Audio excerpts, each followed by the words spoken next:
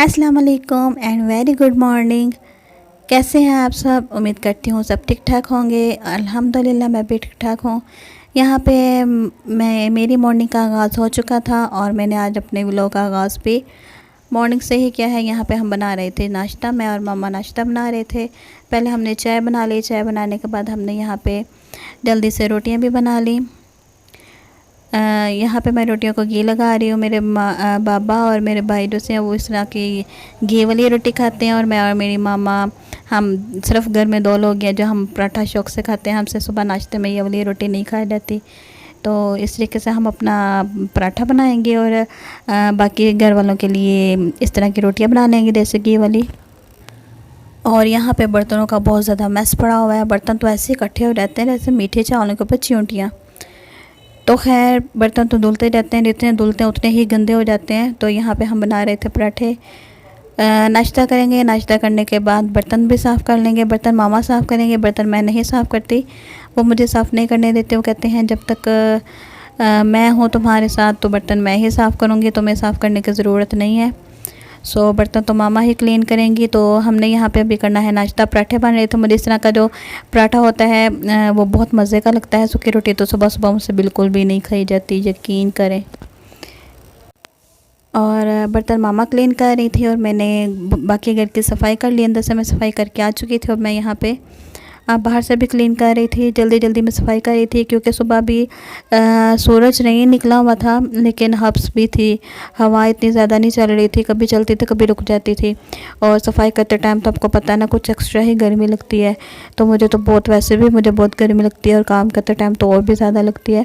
तो यहाँ पर मैंने कर ली थी जल्दी जल्दी से सफाई। और ये सफाई से फारिग होने के बाद मैं यहाँ पे करने लगी थी, कपड़े प्रेस करने लगी थी। मुझे अपने बाबा के कपड़े प्रेस करने थे और नीचे मेरा जो ड्रेस है वो रखा हुआ है। वो भी मैं अभी आपको लास्ट पे दिखाऊंगी कि मैंने ये वाला ड्रेस लिया है। इसको मैंने कैसे स्टिच करना है आपने ज़रूर बताना कमेंट सेक्शन में कि मैं इसके ऊपर कौन सा डिज़ाइन लगाऊं। तो यहाँ पे मैं अपने बाबा के जो कपड़े हैं वो मैं यहाँ पे आयरन करने लगी हूँ। बस घर के काम तो ऐसे निकल जाते हैं, एक के बाद एक के बाद एक। तो कभी कभी तो फुल डे कोई काम ही नहीं होता और कभी कभी इस तरीके का दिन आ जाता है कि आप एक काम से फ्री नहीं होते तो दूसरा काम आपके सामने होता है। तो फुल डे काम काम और बस काम ही रह जाता है। तो इस तरीके से बस अच्छी लगती है बिज़ी रूटीन। फ्री रहकर भी आप इधर उधर की सोच रहे होते हो या इधर उधर की सुन रहे होते हो, तो इससे अच्छा है कि आप अपना काम करते रहो और साथ में आप जब आप काम कर रहे होते हैं, अकेले काम कर रहे होते हैं, तो साथ में आप दुआएं भी पढ़ते रहा करें। इससे क्या होता है कि आपके काम में बरकत भी पड़ती है और आपका जो माइंड है वो नेगेटिविटी की तरफ बिल्कुल भी नहीं जाता और आप पॉजिटिव रहते हैं। जब आप पॉजिटिव रहेंगे तो आपको अपने आसपास की हर चीज़ पॉजिटिव रहेगी, पॉजिटिव ही मिलेगी। तो इससे बेहतर है कि अगर आप इधर उधर की सोचें या आप गाने वगैरह सुने तो आप दुआ में अपना टाइम लगाया करें, दुआएं बस किया करें या दुआएं पढ़ती रहा करें। तो कपड़े इस्त्री करने के बाद यहाँ पे मैं बना रही थी, मैं और मामा बना रहे थे पुलाव। मैं अकेली नहीं बना रही, मामा और मैं मिलकर बना रहे। हम चिकन पुलाव बना रहे थे। कपड़े मेरे ज़्यादा इस्त्री नहीं हुए थे, लाइट चली गई थी। तो अभी मैंने थोड़े कपड़े इस्त्री किए थे तो साथ ही लाइट ऑफ हो गई। लाइट ऐसे गई कि दोबारा फिर तब आए थे जब हमने खाना बनाना शुरू कर दिया था। फिर मुझे था कि मैं पहले खाना मामा के साथ तैयार करवा लूँ। तो खाना तैयार करने के बाद उसके बाद जब हम फारिग हो जाएंगे फिर मैं कपड़ों को आयरन कर लूँगी जो मेरे बकाया जो रह गए थे। लेकिन वो बाकी उसके बाद वो हो नहीं पाए क्योंकि हम फ्री हुए थे कोई 2 बजे।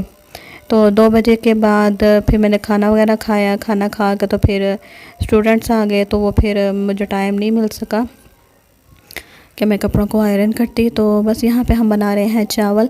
पुलाव की कोई ख़ास रेसिपी नहीं है, कॉमन रेसिपी है, सबको पता है पुलाव कैसे बनता है। मैंने कोई ख़ास इंग्रेडिएंट्स आपके सामने शो नहीं करवाए। गरम मसाला जैसे अमूमन हर खानों में डलता है वो डाला था और बाकी स्पाइसेस जो आपकी चावलों में जाते हैं पुलाव में बनाने के लिए। बहुत ज़्यादा पुलाव तो इतना ज़्यादा स्पाइसी होता ही नहीं है, बहुत नॉर्मल सा होता है और बहुत ज़्यादा स्पाइसी मुझे अच्छा भी नहीं लगता। पुलाव वही अच्छा लगता है जो बिल्कुल नॉर्मल सा हो, जिसमें इतनी ज़्यादा मिर्चें ना हो। तो यहाँ पर हमने चावल बना लिए थे। और ये सभी कामों से फारिग होने के बाद अब मैं दिखाऊंगी आपको अपना ड्रेस जो कि मैंने अभी स्टिच करना है। मैं आपको ओपन करके इसको दिखाती हूँ। ये है इसका ट्राउज़र है पिंक कलर का। बिल्कुल प्लेन है, इसके ऊपर आप जो जिस तरह का मर्ज़ी डिज़ाइन लगा लें, ये आपकी अपनी मर्ज़ी है।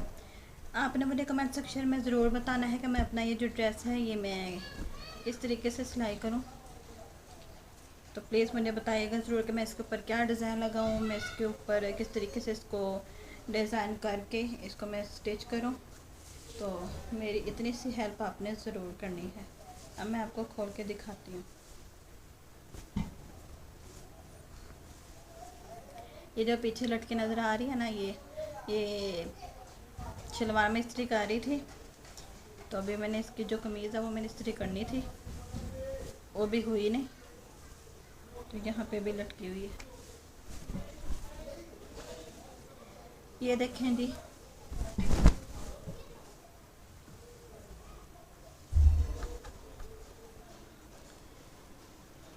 ये है इसका नेक। माशाल्लाह से बहुत प्यारा है इसका नेक बना, प्रिंटेड है, एम्ब्रॉयडरी नहीं हुई बिल्कुल भी। इस पूरे फैब्रिक के ऊपर प्रिंट है, एम्ब्रॉयडरी कहीं पर भी नहीं है। तो इतनी गर्मी, इतने हब्स वाले दिन चल रहे हैं, तो इसमें एम्ब्रॉयडर्ड वाले जो कपड़े हैं ना वो पहने ही नहीं जाते। तो मैंने जस्ट ये प्रिंटेड कपड़े ही सिलेक्ट किए थे। तो ये इसका नेक है, ये साइड पे ये बिल्कुल प्लेन है, और प्लेन इन द सेंस कि ये सेल्फ प्रिंट है इसके ऊपर। अगर आपको क्लोज से नज़र आ रहा है तो ये इसके ऊपर सेल्फ प्रिंट है, और बीच में फूल भी बने हुए हैं। इसी तरीके से मैं इसका आपको दामन भी दिखाती हूँ।